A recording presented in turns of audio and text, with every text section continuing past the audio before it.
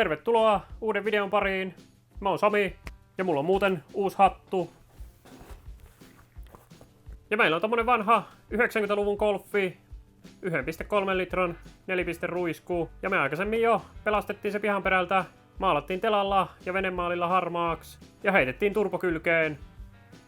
Ja maalihan oli jotain venemaalia ja mun mielestä purkissa luki, että se on homehtumaton, mutta aika paljon meillä on ilmestynyt vihreätä kylkiin ja konepeltiin.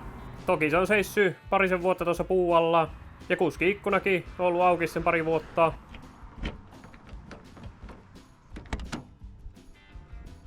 Ja Piltaman kiekkamitterikin oli musta, mutta nyt se on tommonen vihertävän sininen.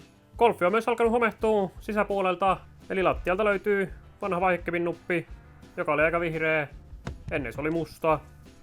Ja me rakennettiin myös budjetilla tommoset race alumiiniovet ja käytettiin kuormaliinoja kahvana.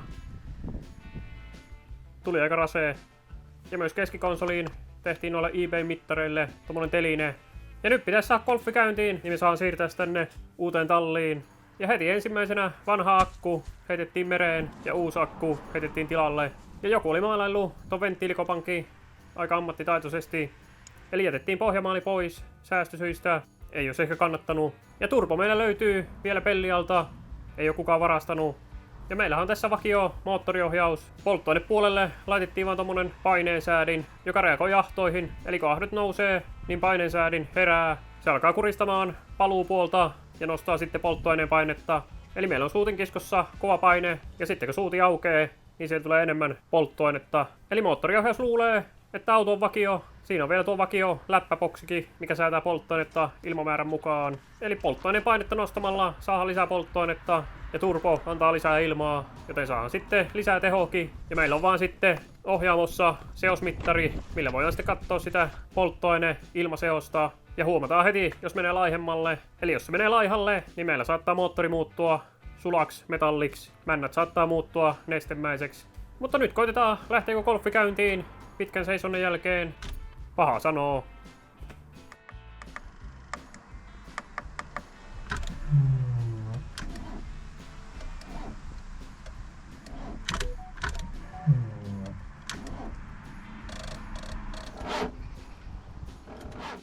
Ja eihän se halunnut lähteä. Eli starttiboosteri esille.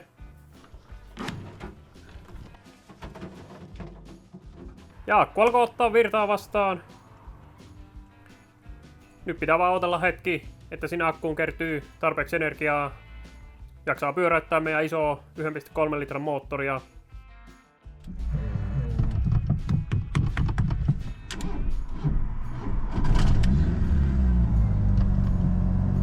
Jes, lähti!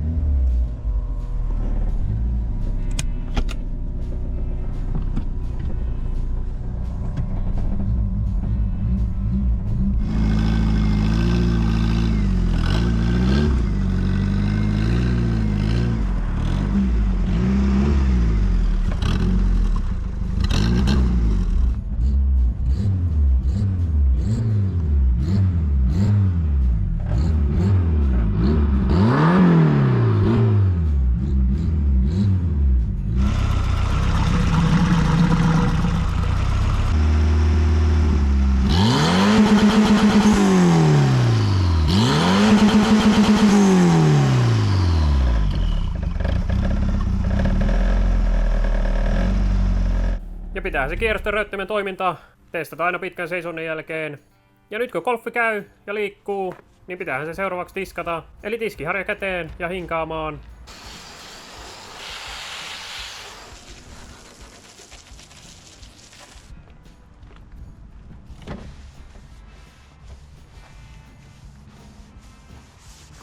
Ja olihan se pikkusen päässyt likaantuun. Voi nähdä ehkä pienen eron, jos tarkemmin katsoo. Tän virutuksen jälkeen kehtaa jo vielä melkein näyttelyyn.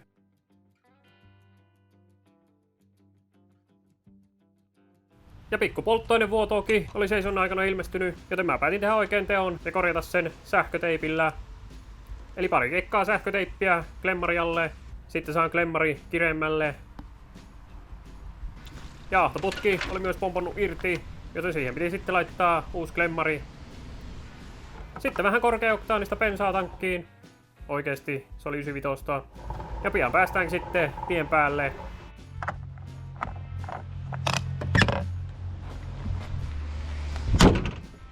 Sitten lähdetäänkin liikenteeseen, jos me siis päästään.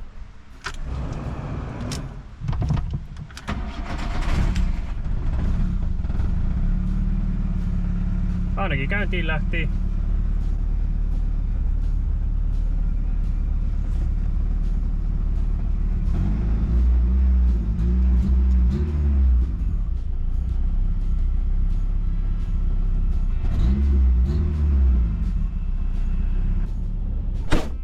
Vähän meinaa olla kyllä huurua.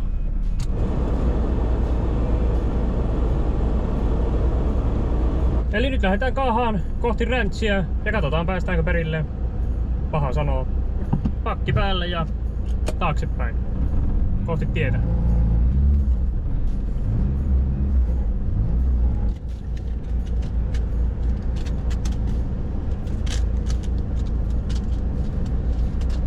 Haisi muuten vielä.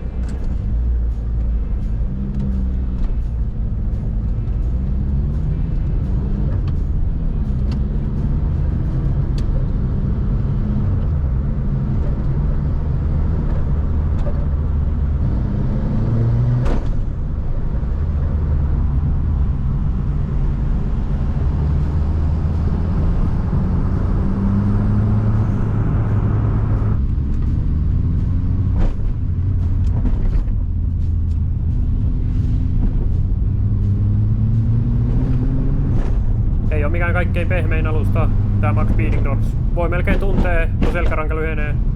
Ja mankkakin lähtee lentoon. Oho!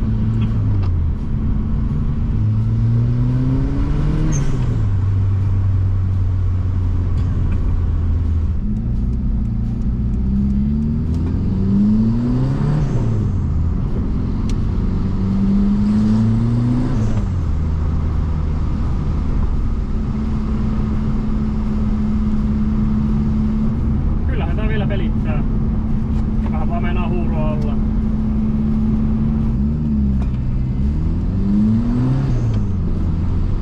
Golfi pelasi erittäin hyvin.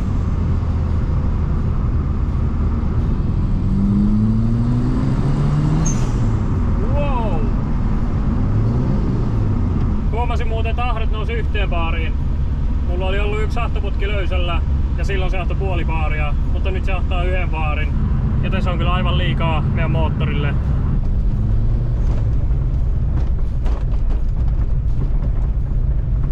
Ja loppumatka menikin sitten aika hyvin. Ja mä oon vieläkin ihmeissään, miten se pelaa noin hyvin vakiomoottoriohjauksen kanssa. Ei minkäänlaista nykimistä tai mitään kuoppaa tehoalueessa. Päästiin perille. Ja siinä on muuten Honda. Ja Transitti. En tiedä, pitäisikö mun tehdä autoesittely jossakin välissä. Heitäkää kommenttia. Mulla on kyllä vaan vanhoja romuja ja halpoja. Tällä hetkellä uusin on 21 vuotta vanha käyttis ja se on Focus. Eli rahallisesti ei ole arvoa. Ja nyt me istutaan 35 vuotta vanhassa Golfissa. Ei ole rahallisesti arvoa, mutta aika perhana mukavaa ajaa. Ei niinku ajon mukavuuden puolesta, vaan koska tää on tämmönen reilusti ajettu moottori, mihin ollaan laitettu turbokylkeen ja tuntuu toimivan ainakin vielä. Mutta ei kyllä kauaa toimi, jos sahtaa 1 kilon. Ihme, ettei nyt jo mennyt rikki. Tai sitten meni.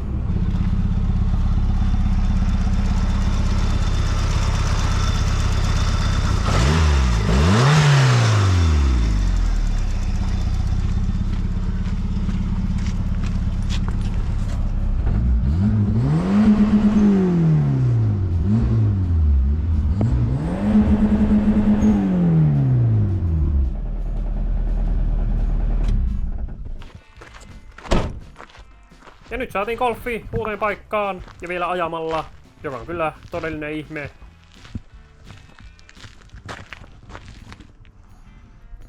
Ja heittäkää kommenttia mun hatusta. Löysin sen Prisman vappuosastolta ja päätin ostaa tämmösen nytkö. Meillä on tämmönen tila, tämmönen ranchi.